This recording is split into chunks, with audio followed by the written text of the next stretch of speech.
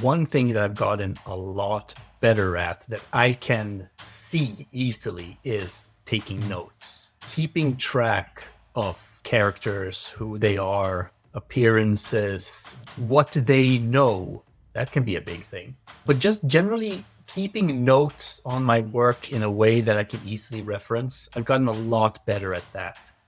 Back, say, a year ago, I constantly had to reference earlier chapters to maintain any kind of consistency. And now I have, my notes documents that I can quickly go to and check almost everything that I need. So that's a big thing that I've learned that has really helped me.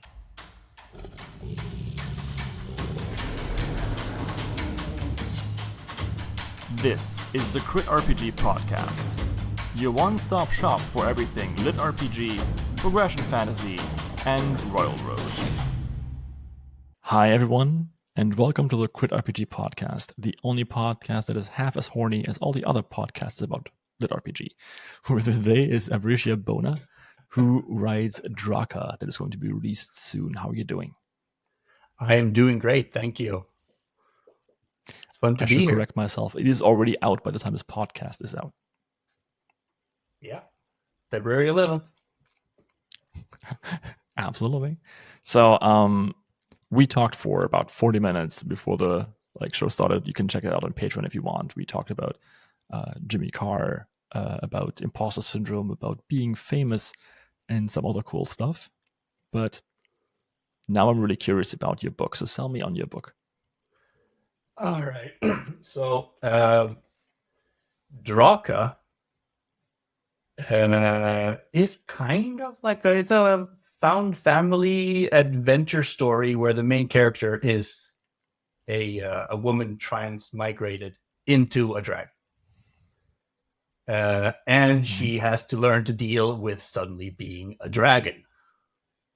And she's only a small dragon, so, it's not the end of times kind of creature.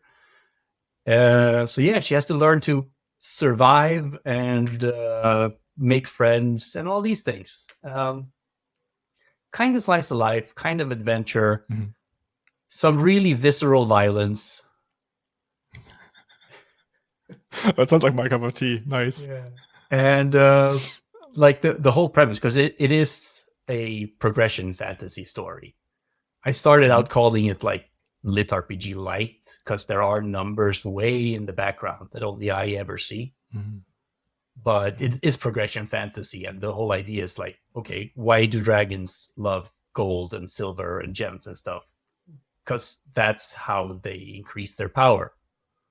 You grow your horde and you become more powerful. Just like a CPU. Yeah. Add more precious metals and the thing goes faster. Exactly. Okay. Awesome. Yeah. So dragons are just computers. Yeah. So she learns that dragons are not exactly popular. People try to kill her. She meets some people who have to put up with her because they're about to die. And things go from there. Oh, that sounds awesome. Yeah. I'm definitely going to give that a read. I can go for some wholesome violence. Yeah. It's my favorite kind of violence. So it's it's a lot about, I like to say it's about platonic love, really. Like friendship and platonic love is the core of the story. Yeah, there's a story I'm writing in the background too. It's called The Band, and definitely the same thing. But I right now it doesn't have that many followers, and I like it that way because it's on hiatus anyway. But I know that if this ever becomes popular, people are definitely going to ship the two main characters, and they're just friends. They're just friends, man. Oh no, people are definitely shipping Draka and the primary side character. Is that a dragon boat? A dragon boat. Because like the Vikings. Oh yeah, I guess it is. Yeah. So the ship is a dragon boat. Yeah, I know. Awesome. No, but that's cool. Tell me why and how and when that book. So I'd been reading a lot of progression fiction and lit RPG back in like the fall of 22 and the spring of 23. Mhm. And I'd been writing a bunch of stuff. Uh, and I'm not sure what it was that got me into dragons, but I just got this thought like, okay, but what would be an interesting progression mechanic? What do I like? I like dragons. What do dragons like? Dragons like treasure. Uh, Mhm. so what if dragons literally have to gather treasure? They don't just want treasure; they need treasure to Mhm. survive, basically, because otherwise people are going to hunt them down and kill them, right? Mhm. And then Would I'd been trying to write like an isekai story. So okay. I wanted that to be a part of it, and I thought it would be really interesting to write from the perspective of a human in a dragon's body. So that Okay. was the seed of it. Mhm. Mhm.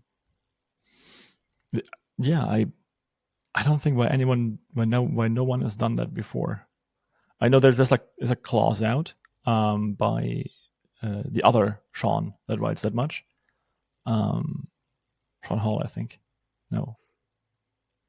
Anyway, but yeah, like there aren't that many dragon point of view stories, like especially like isekai Yeah, dragons. there's Weird. uh, there's a story by sorry, I'm drawing a blank now, but the author is Mechanith, and I really should know the name of this story because Mm, he's a great guy, and I've talked to him a lot, and I've mm, shouted his story and everything. I'm gonna look it up while I talk. Anyway, that's with like anthropomorphic dragons, like a whole society of them, and a guy mm, who gets mm, isekai or transmigrated. mm, It's a really interesting story.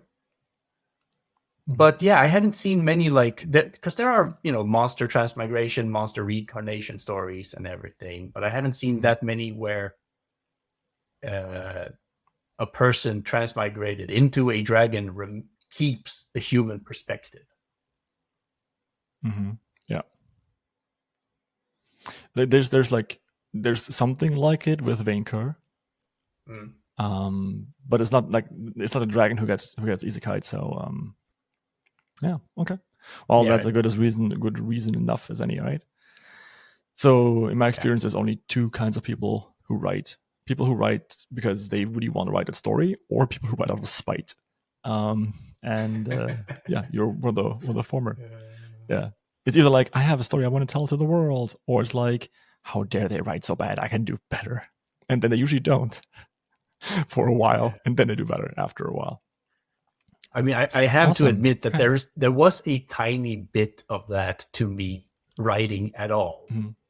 Not the Mm-hmm. spite part, but like I read some really bad published like paperbacks back when I was a kid. Yeah. And Mm-hmm. it was like, if this can get published, I can at least give it a shot. Yeah. It's even in trad pub, it's mostly about writing to market and being the right person at the right time with the right story at the right time. It's just like market trends, man. That's how it works. Yeah. You gotta try to be in the early majority. But Sorry, can I just say the name of that yeah, story? Or yeah, of so course. it's a Chronicle of Lies, and the author is Ah, yeah, and the author is well, his username is Mekanip. I think his real name is Abram Carson. I want to say mm-hmm. Mm-hmm. yeah. Oh, nice. I'm just gonna check that out too. Okay. So, as the time of this recording, your book is coming out Tuesday. When it launches, that will be in, I think it's like February, around February 20th, I think. Yeah, Yeah, February 23rd. That book will already have been out. So, I encourage everyone to just go and take a look please and do. go and pick up a copy. The next question I have on my list, and this is probably the most expansive question of them all, is what's the best advice you've ever gotten as a writer? And please don't say just write. I don't know what to tell you, man. Although it's not quite just right, it's right every day. Consistency. Yeah. And okay, consistency doesn't have to mean write every day. But if you can't write every day, then at least have a time set aside, every couple of days or a certain time on the weekend or whatever when you write. To build that habit. That's the most important part. You need to build the habit of writing. Yeah. Exactly. And by the way, habit building is not done by like, I need to write 1,000 words every day. No. Oh, John Scalzi writes 250 every day. Yeah, who was it? I can't remember. Gaiman wrote Coraline at 50 words a day or something. Yeah, 50 words at night. Yeah. It's like the habit of like habits in general don't work or habit building doesn't work if you make the effort of building the habit too hard. So if you want to build a habit, you always have to start with the least amount of resistance possible and then slowly increase it until it becomes uncomfortable and then work on it. Yeah. Right. So sit down and like, I'm going to write 10 words, like one sentence today, just one sentence. And like, you will see that like you're allowed to write more, but you only have to write 10 words. And on some days, that's all you will be able to do, but you'll go to bed going like, hey, I did my goal. And it's important to wrangle down that voice inside of your head that goes like, oh, you should have done more. Like, no, fuck that voice. Yeah. Pardon my French, but fuck that voice. I did not have any word goals when I started out. I would just make sure that every day I had spent some time on the story. Yeah. And I created the first document. I'm pretty sure I started writing at the end of May, but the document, the oldest document I can find is from 11th June 23. And I have worked on Draka every single day since then. And that can mean that I've put 50 words down. It can mean that I've done some editing, or I wrote a whole chapter of 3,000 plus words. Oh, nice. Anything in between. But I've made sure that I've gone and I've opened the document and I've done something. Yeah. Yeah, or sometimes even like research kind of counts. But important is that like whatever you set out to do, you actually do. So if I say like I want to write 10 words, then me reading a book about writing doesn't count, unfortunately. Right. So yeah, you don't break your own rules. That's like the worst thing you can do. Yeah. But yeah, totally. Like, but okay, aside from that, is there anything else where you're like, oh yeah, that this actually helped me a lot? Well, I mean, for quality of writing, there's a lot of good advice out there to make your prose better. We're writing progression fantasy. No one cares about that. Well, I do. Yeah. So no, all these things about passive voice, and I really like. I try to apply Stephen King's advice about saying I did instead of I was doing. Oh yeah, the gerunds. Yeah. Yeah, it just makes everything so much more immediate.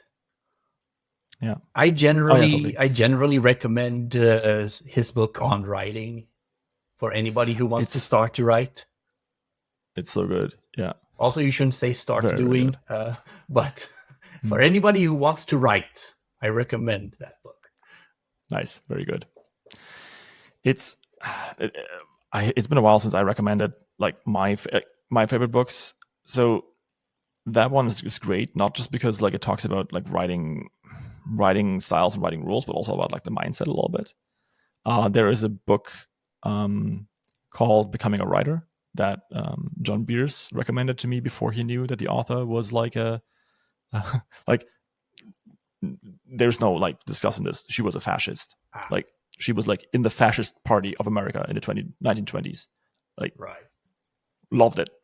Like was like wife of the leader or whatever. But she wrote this actually really wonderful book about like being a writer and like becoming a writer and like the mindset of it. And there's nothing quite like it on the market.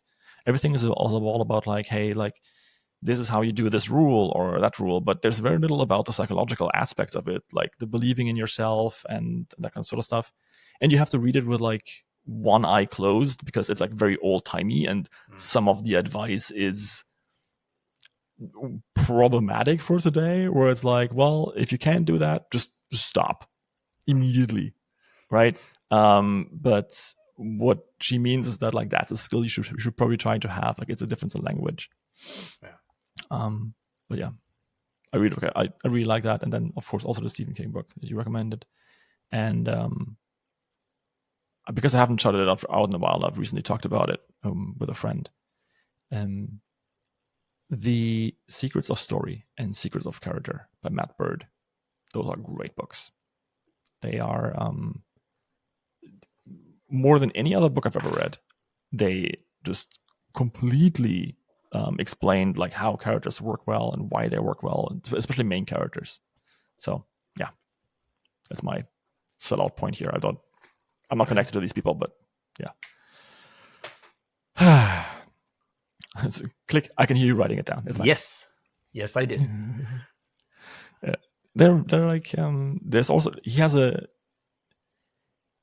a blog that's literally called secretsofstory.com, where most of the stuff is already in, but it's way unorganized, but it has a lot of analysis. So he analyzes books and movies and TV series. He's mostly a script writer, but all of his stuff works in literature. And he goes through like this checklist that he has for his own stuff with those things in mind that explains why they work and why they don't work, which I think is super important. But that being said, if you're the kind of author who doesn't like that, who likes abstract rules more than examples, I love examples, then there's another book by David Corbett that's called The Art of Character, which is supreme. Yeah, I think this is one of these things I need, or I should, perhaps I should say, read more theory about writing now that I'm getting into it seriously. Why? Because I enjoy the theory, and I may not be good at applying it necessarily, but I enjoy reading about the theory and hoping that I somehow it sinks into my subconscious and it comes out when I'm at the keyboard. I mean, you've written before, right? You have another novel on your railroad. Yeah, Draka was my first story. I have another one now called Splinter Angel, which started as a Patreon-only story that gained some traction there. And then when it was up to like 70-something chapters, I figured I should put this on Royal Road. And it's actually done better than Draka. Yeah, Monster MC is hard sometimes. Yeah. Well, it's female cool. MC, which is also not Royal Road's famous Female favorite. Monster MC. Yeah. The only thing that you could do that makes it worse, make it a sci-fi MMORPG. Oh yeah. With a female monster MC. Female monster MC, sci-fi MMORPG, VR MMORPG, and you're like completely out of everything. And then it's like add a dash of dungeon core, and people are like, "What the hell are you doing?" Oh yeah. And add romance. That also helps to make it completely unpalatable to everyone. Yeah. But that just being said, I think you're on a good track, and I'm always a little hesitant when I hear the word "should," because you don't have to. You're doing well. You sold this book to a publisher. It's great, right? Yeah. You got good advance. You got good royalties. You're going to be good. But the second part that you said is actually far more interesting. I enjoy theory, and that's it. That's the entire reason. Like, you don't need to. You shouldn't. You just do it because you like it. Yeah. That's good. But I mean, between the two of them, you've written more than 500,000 words already. Oh yeah, right? and that's after I stubbed Draka, the first Yeah. book. So that's 160,000 words or so gone. Yeah, and then you have like I'm checking here, at least another 150,000 on Splinter Angel as well. Yeah, that's up now. So Yeah. so that's about half the story that's up on Royal Road right now. Royal Roadie. Royal Roadie. Royal Rodeo. Yeah. That could be fun. Oh yeah. With all the So European let's say royal houses. I'm trying to buck you off. Can you? But yeah, you're closing in on your million, right? Yeah. Can a team of has-been teen idols save the world? Find out in the new series Boy Bands and Dragons. When Neverboyland is sucked into a magical world, their reunion takes a backseat to staying alive. But if they can get over the past drama that drove them apart, they may find that even pop stars can be heroes. Come and discover your new favorite read, Our Comeback Tour is Slaying Monsters, the first in the Boy Bands and Dragons series by Kim Smuga Otto, dropping on Kindle Unlimited, October 25th. So, what's one thing that you've learned that you're doing better now, or that you've started doing, or that you've learned? Or what's one thing that you would do differently in the next story? Okay, so one thing that I've gotten a lot better at that I can see easily is taking notes. Okay. Keeping track of characters, who they are, appearances, what they know. That can be a big thing. But just generally keeping notes on my work in a way that I can easily reference. I've gotten a lot better at that. Back, say, a year ago, I constantly had to reference earlier chapters to maintain any kind of consistency. And now I have, my notes documents that I can quickly go to and check almost everything that I need. So that's a big thing that I've learned that has really helped me. Then I hope that over, these million words or whatever, that my writing has gotten better, just from a prose perspective. I hope that my grammar and punctuation. I think my grammar was never that bad, but my punctuation, my commas have been a little bit all over the place. I know that much. And I have one reader who has helped me a lot with that. Yeah, I'm also often very comatose. Yeah. I chuckled, but it probably didn't pick up there. It's fine. It's I use Pro Writing Aid. It's decent. Oh, that's fair. But I still have like way too many sentences that are like way too long and are way too complicated. But I usually catch them on like the edit draft that I don't do all that often anymore these days. Yeah. But yeah. I stand by my long sentences, but I do have a tendency to use commas for pauses where they don't belong. Yeah. Okay. I can see that. Yeah. I shifted around and I use like periods for that now. That's certainly one way of doing it. But for me, a period is too long of a pause. But that's the thing, right? You have an idea in your head as the writer of how the dialogue would be spoken.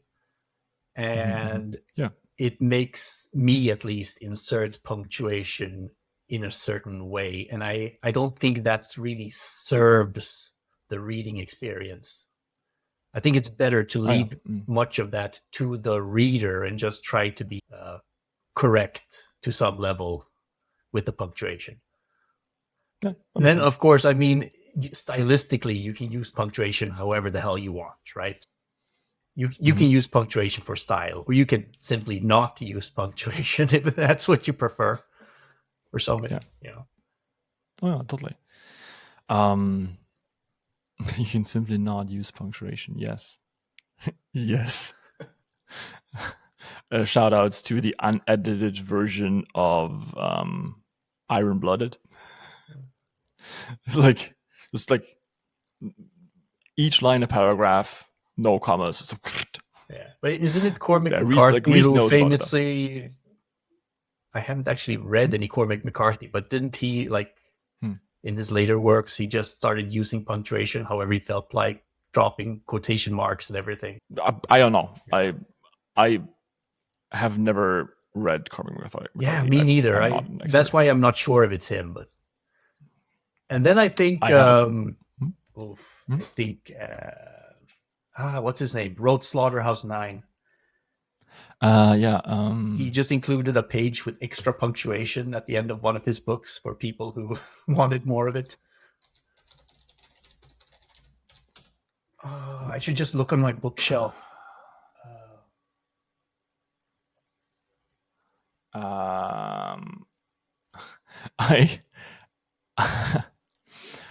I am so deep in the PF bubble that when I Google Slaughterhouse-9, it comes up with Worm. Oh, of course it does.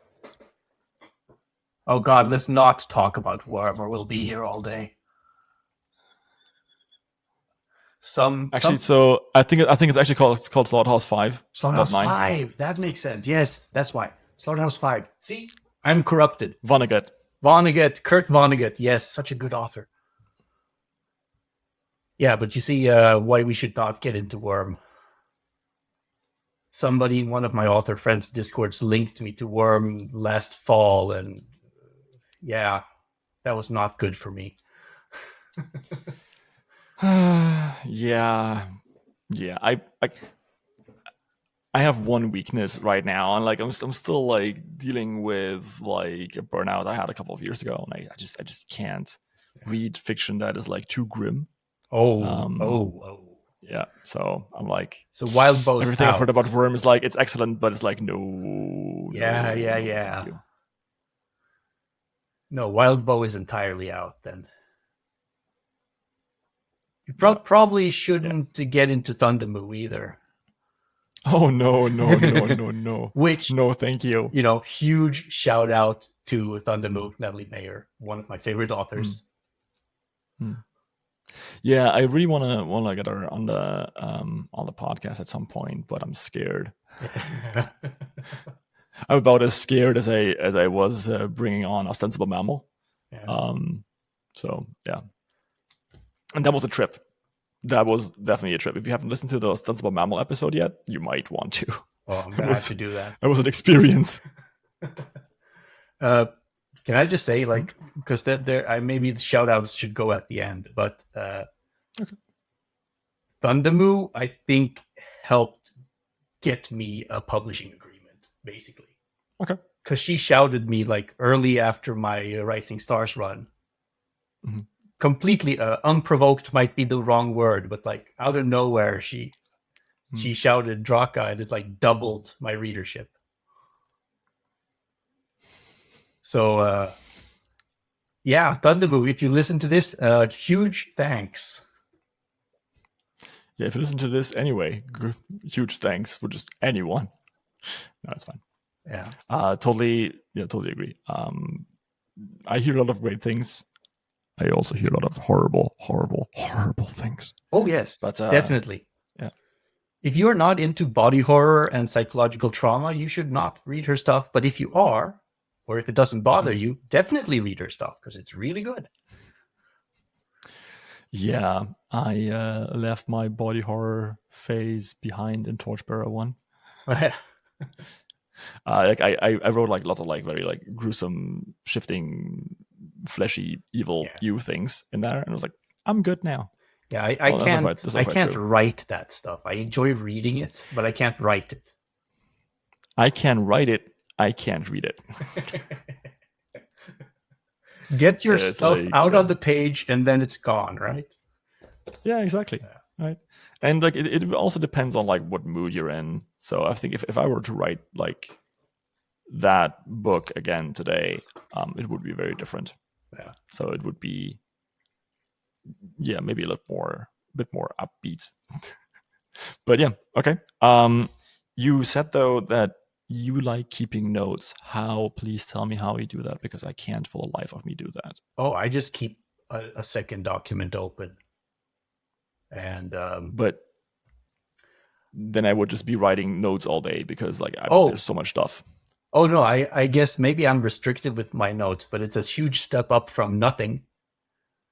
So, it's not like my notes document is as many pages as my my story document.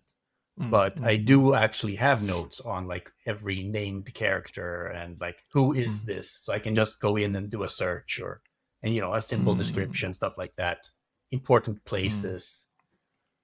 And for Splinter Angel, actually keeping track of all the numbers really helped me develop that.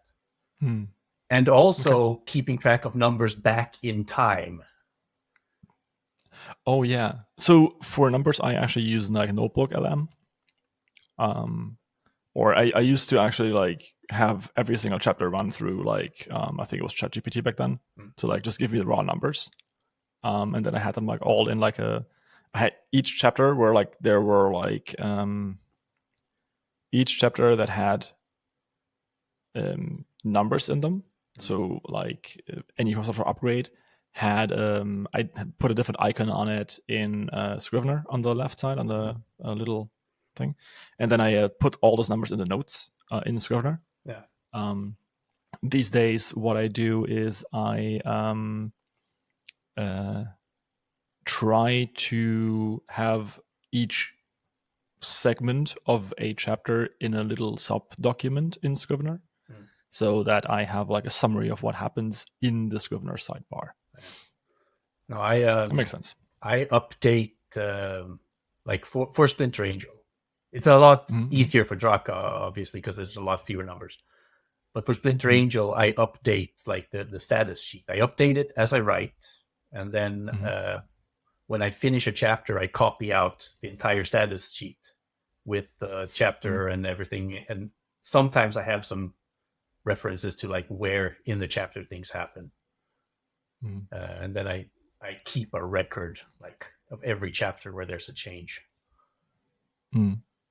Yeah, that makes sense. And even then I've had to go back and fix things after I started putting it first on Patreon. People started finding things, and then with more readers on Royal Road, they found even more. So but I know that's just a thing that happens. I mean, Selkie Myth still, like if you go to the Mango Media Publishing Discord, they have a whole thing for like errors in their books. And there are still people posting like, oh yeah, on this page, blah blah blah, these numbers are wrong. This is stuff that's been out for ages, right? So oh yeah, totally. Like a good continuity edit is worth its weight in gold. Oh yeah. But at the same time, also it's hard to get one because like there's not many continuity editors out there, especially like not even good ones. And they also have to consider is it worth the time and effort compared to how much it detracts from the story? Because if it messes with a story beat, or if it messes with a plot point, then you have a problem. But 99% of the time, nobody's gonna notice. Yeah, I get it. Like, let me think. Yeah, in general, I believe that I'll stand by what I said. I think a good continuity edit is very important. You should get a continuity editor, period. I mean, like, obviously, if you have your readers who pick up on the stuff, it's all right, I think. Like, even if mostly if it's numbers that don't really matter all that much, but I've had this thing where I had this moment where it was very important that my main character had like a limited amount of the resource, and I did a math error. Yeah. And she should have had much more, and so I needed to like screw around with the math. But it's easy. You just make some enemies give you less points. Period. I have had a situation in Splinter Angel where the parts where I was writing, my character absolutely had to have a certain ability. Yeah. And somebody, 20 chapters back pointed out some problem. Like, they have no idea what I'm doing now, but they pointed out some problem, and I check it out, and it's like, oh shit. she couldn't have this ability at that point in the story because of this problem way back here. And I had to go and, do 10 hours of rewrites in between to get everything lined up. And I'm just, oh God. But that shows the value of the web serial format too.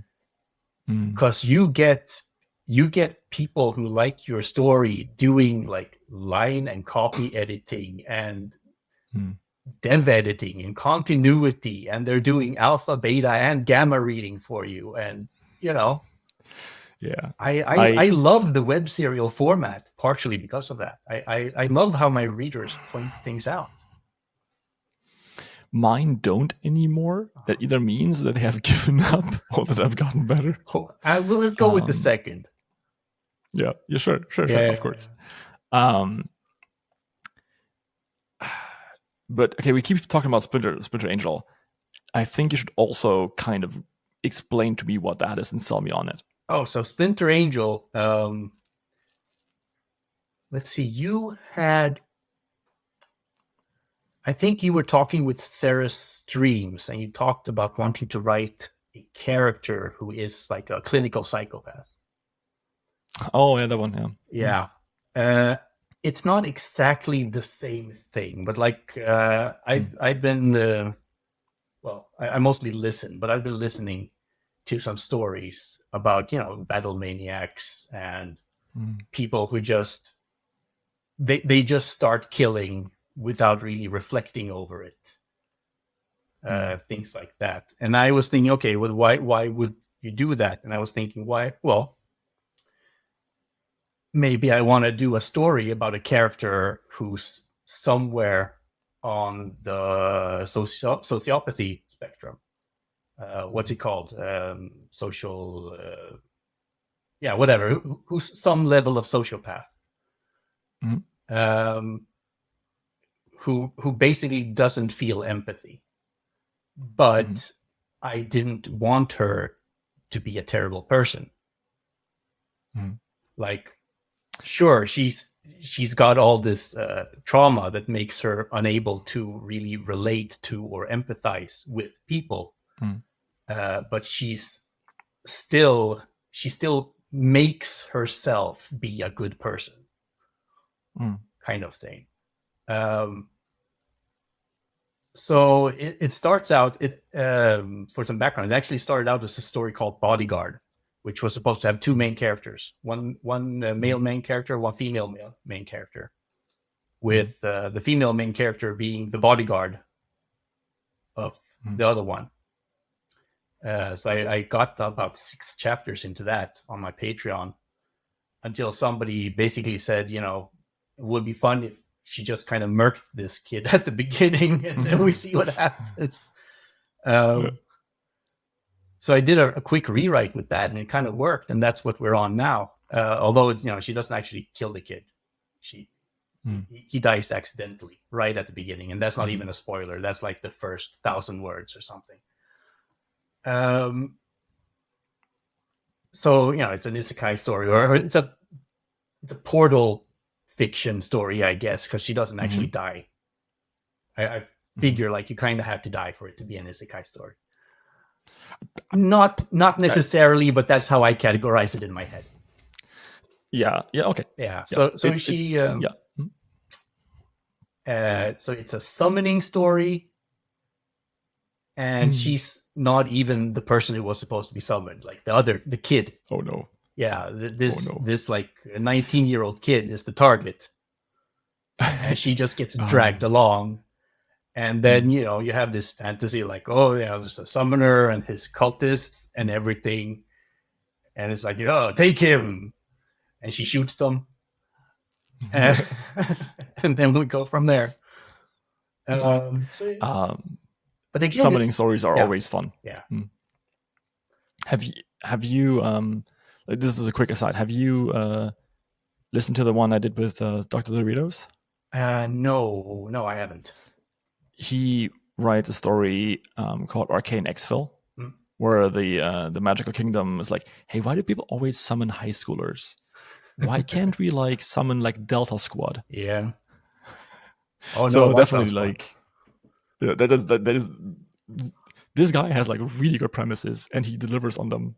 I think his writing is really good. Yeah. But yeah, for Splinter Angel, yeah, I can see it. Yeah.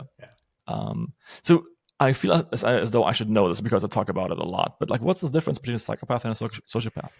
I think generally we don't like to use the expression psychopath anymore. A sociopath is not like clinically correct either. So, No, true. That's why they use the. Oh, and I keep forgetting what the word is. There's a 3-letter abbreviation. Social something disorder. It's in the DSMB. oh yeah.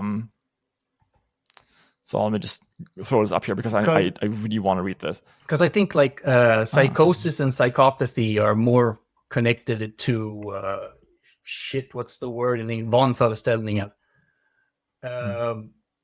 Like experience, like it's more towards the schizophrenia side where you're experiencing delusions and everything.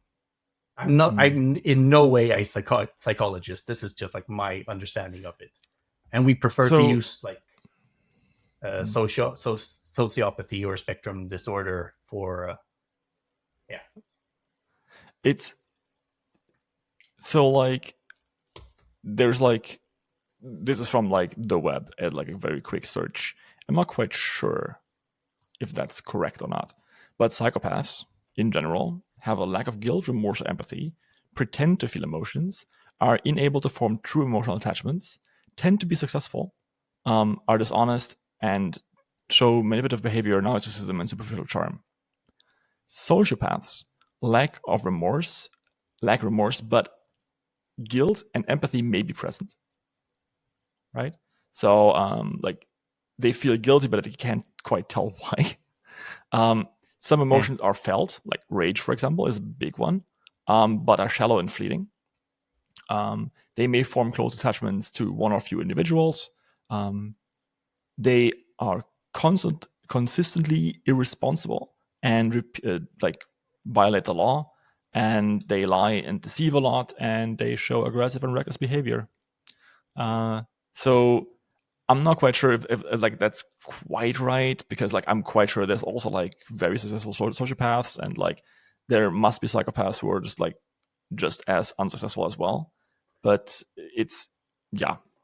No, I think like on the No, I think like both psychopathy and sociopathy have been kind of folded in. I looked it up. It's antisocial personality disorder, ASPD, and I think that it because it's a spectrum, right, with all kinds of possible symptoms or manifestations. Yeah.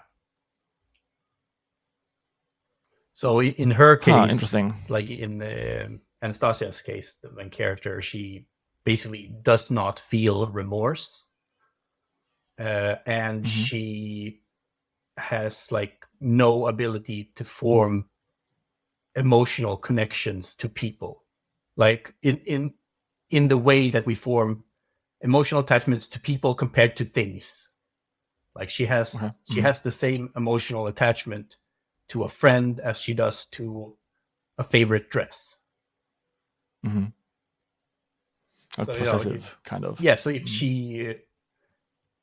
somebody if somebody decides that they don't want to be her friend anymore because they find out about her dysfunction, then that hurts. It's unpleasant. It's it's a judgment on her, and it makes her feel bad. But she gets over it very quickly, and then that person doesn't really mean anything to her anymore. Yeah, okay, makes sense. Hard to write, I think, but it is. It's been a challenge. I hope that I pulled it off. People seem to like the character. There's a novel I think that had like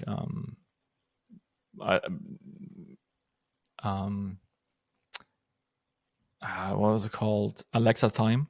Oh yeah. I've listened to at least maybe the first 2 books of that. Yeah.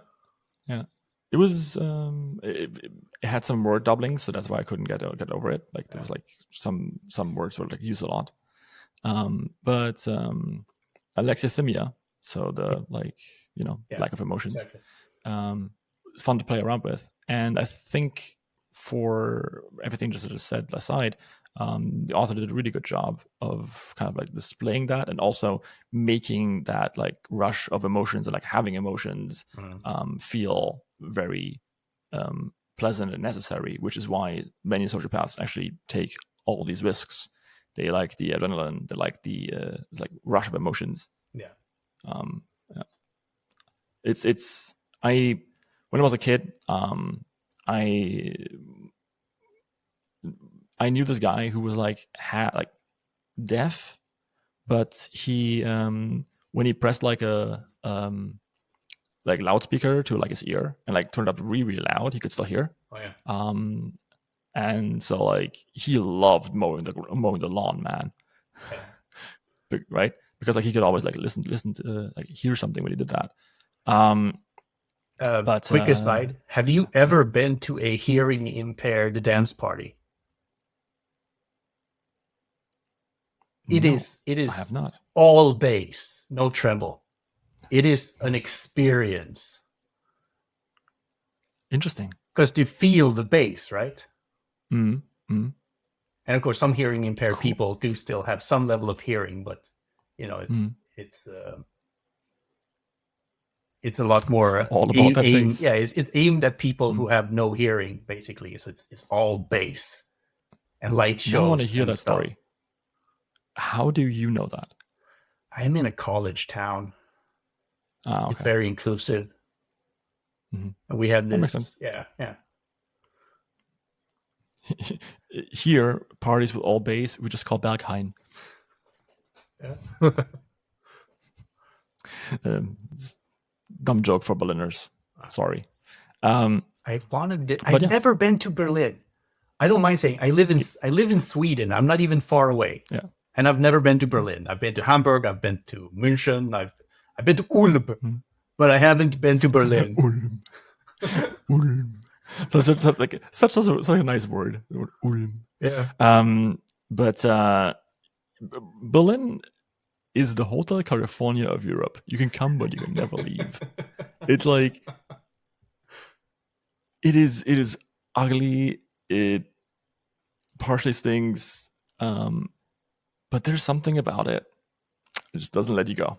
Like you can do anything here, and that's awesome. But at the same time, it's also there's a rap song about it. It says, "Good morning, Berlin. You can be so gruesome, so terrifying and gray." And then it talks about like how like the streets are ugly and everything, but it ends on like, "But I know that whether I want to or not, I need you to breathe." It's a very good song. City of contrasts kind of thing. Yeah. No, it's mostly monotone and gray. People here like to wear a lot of black, but there's something about it that feels very free, right? And also, I've never felt super unsafe here. I mean, I look how I look. Yeah. Right. So I never felt like super unsafe. It's like there was an explosion at a tram station like the other week or other month. And everyone was like, "Oh my god! Like, have you heard this?" I'm like, "Oh no, damn it, the train's gonna be late again." Yeah. And that's like a typical Berlin answer to that, like, damn it. Yeah. So it's a very interesting city. I can recommend at least coming here once to kind of go do whatever you like to do, like museums or clubs or walking around the city or doing food, or you can it's really nice city. It's definitely on the list, and I'm imagining there must be like some fantasy or book expos and stuff there too that I might be able to justify going to. Yeah, there's like there's a board game fair, I know for sure. Oh, cool. Books are more like Frankfurt, really. I'm into board games. Board games are nice. There's a really good board game fair here. And then there's a good bookstore called Otherland that I really like. They're in Schillerkiez, I think. Anyway, they have like, they're really nice people. They have like fantasy books in German and English. I ordered this one, like the hardcover of the Wind and Truth from them because I couldn't get it anywhere else. They could get it, so it was awesome. Cool. Okay, but what were we talking about? I mean, we already kind of Splinter Angel. Oh, we yeah. already kind of talked about like Splinter Angel and like why. Okay, wait. Edit, Jamie. Cut that beginning out, and we'll go straight to the question number 4 because we're running out of time anyway. So, what's one book that you love and why is it awesome? See, this is, I imagine that some of your guests probably have a definite answer and some have a lot of trouble with this one. Yes. Yeah. If I'm going to say just one book, maybe Catch-22. Okay. Which is just such a... It's an amazing mix of comedy interspersed with this like sudden horror of the realities of war. There's something about that speaks to me. I think it's just it's a really good book. Yeah. But I mean, books that I love, there are just so many. God, that's why I always say like, what's one book? Because otherwise, I'm going to sit here like all day writing down all those books and putting them in the book list. Exactly. I used to actually give links to like an Amazon link or something, but like that wasn't really worth it. I earned like 50 cents over like a year with that. So yeah, because like but still I would be sitting there like either Jamie or I would be sitting here, mostly Jamie probably, like writing all these books. It's good that you only had one, but tell you what, you can do one more. If I'm just going to say one more, I think I would go with Sheep Farmer's Daughter. This is the first book of the Deed of Paxenarian by Elizabeth Moon. And I mean, looking back, almost everything I write has a female main character and a majority female cast.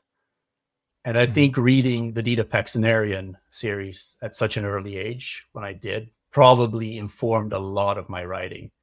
It's about a sheep farmer's daughter who decides that this is not the life for me, and she rides off to become a mercenary. Well, she doesn't ride off because she doesn't have a horse. She walks off to become a mercenary. And then she, it's an old series. I don't think you can really spoil it too much, but she like becomes a paladin kind of. Almost like a protector of the small gods. Huh. That I've heard about. Well, but like, I kind of wonder why that isn't something that people like. Is there any lit RPG like that? Like, there's many of like, oh shit, no, my system day went bad. But there isn't anyone that. Well, it's also kind of hard, right? If you have a RPG and you get a class. Yeah. But what about a system where you get a class assigned based on your actions? I mean, there must, because there's so much out there now, right? There's 110,000 stories on Royal Road or something right now. But big ones, yeah. Interesting. I think the ones that make it big, it might be more about people want to feel chosen. Like you're not awesome maybe because of your actions, but because there's something special about you, kind of thing. I don't know. It's so hard to say. But that just kind of makes you feel like doesn't that make you feel very powerless? Yeah, right. In the grand scheme of things, like if you don't get a like okay, well we don't write stories about people who don't get a cheat skill, right? Yeah, because people don't want to read those, but. There has to be some sort of like the Great Gatsby kind of like story that people may want to read, where like the main character gets like this really awesome cheat skill and it's like super awesome, but like you're actually looking at it from like a side character perspective, and like his or her concerns are way more earthly and normal. Oh, that's one of my not canceled but set aside projects where the main character is like the party member of the isekai hero. Yeah. Yeah. Where was that? Prophecy Approved Companion. Prophecy Proof Companion. That one's good. Yeah. It's about an NPC in an MMORPG. Oh, that sounds fun. Yeah. And she's supposed to die. Yeah.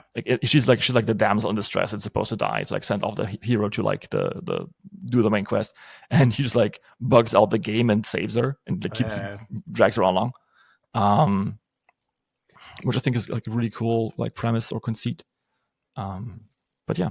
I have read some stories about, it was probably, I don't even remember what it was called. It was about like some otome game or something where, the side characters start to become aware that they're in a game. And like, there's the protagonist who's doing their thing, but we only see them vaguely in the background. And it's all about these Small characters. Town Villainous? No, although that's a very good series. But it's about like them retaining their memories between resets of the game because the player keeps reloading, right, to get the endings they want and everything. And these characters start remembering what's happening. It's like, oh shit, why am I outside of the school again suddenly? And so that was interesting. But it was so long since I read it, and I cannot remember what it was called. I think it was on Scribble Hub or something.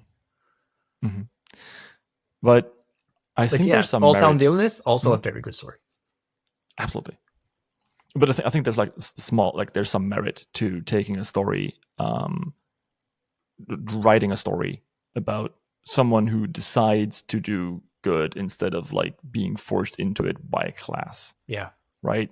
But I guess we get that. I mean, classical fantasy then in progression or lit RPG. I mean, Guild Mage by David Niemitz. Also on my two. But I mean, she kind of has like a little bit of a cheat skill because of her upbringing. But it's still like she's like a scullery maid at a castle, and she gets a chance to become a mage, and she takes it. I like that about Dragon Eye Moon's Selkie's series. Oh yeah, about how she just she just wants to help people. She wants to be a healer and help people, and that's her thing. Yeah. But isn't that an isekai? It is. It's a reincarnation isekai, and she does have a cheat in the sense that she retains some memories. So there is a cheat there, but it's a lot more about her character than about the cheat parts. So in the unwritten Torchbearer Alpha, so like the pre-story, right, that I've kind of plotted out. I think the most important part of that is the moment where, because Sam gets reincarnated, everything's fine, and she can like literally just like stay in this fucking small time village and like do normal shit, and she does for a while, because like she's an IT manager, she's not a hero. Yeah. Like people always make it sound so easy, like you just like walk up and you kill someone, everything's fine, but that's not how it works. I mean, like there's a lot of time skipping involved, right? So a year and a half in like a paragraph or whatever. But I think that having that conviction of saying like, hey, look, I got this skill here, now I need to do something with it, that I think is good enough. But there aren't any like I am literally born in a system world, and I just want to kind of do cool shit with it. I haven't read one that has been hugely successful. And if you have, drop a recommendation in the comments. Absolutely. Wow, thanks. Wow. See, you good at this. Yeah, there you go. Last but not least, give me some shout-outs. I have to start with my wife, obviously, who has supported me since I started writing seriously. Well, not financially, but like she's been emotionally supportive and everything. Again, with the wives. Yeah. Everyone has one.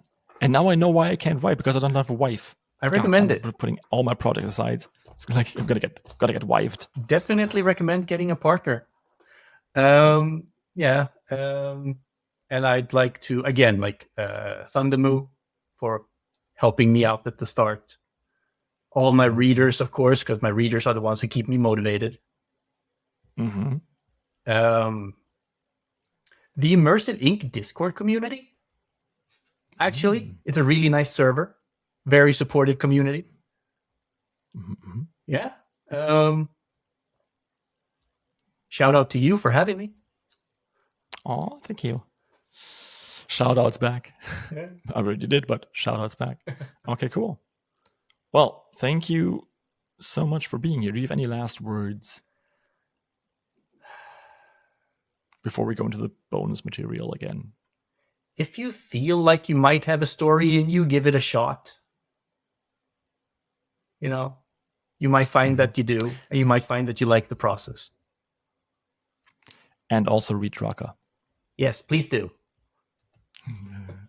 It's on, Go on Amazon. It's going to be on Kindle Unlimited and everything. Yeah, go on Amazon, read it, and give it a rating. Like that's how that works. Yeah, exactly. If you give it a rating, it goes up in the ranks, and we all like numbers going up. It's about a very sweet dragon girl making friends and also tearing people's head off. Written by a Swede. True. Oh my God, no, it's written by a very sweet guy. Thank you. There you go. Okay. Well, with that being said, thank you everyone for listening and watching. Join my Patreon, click like, subscribe, comment. You know the drill. And I'll see you next time. And if you're on Patreon, then the show goes on.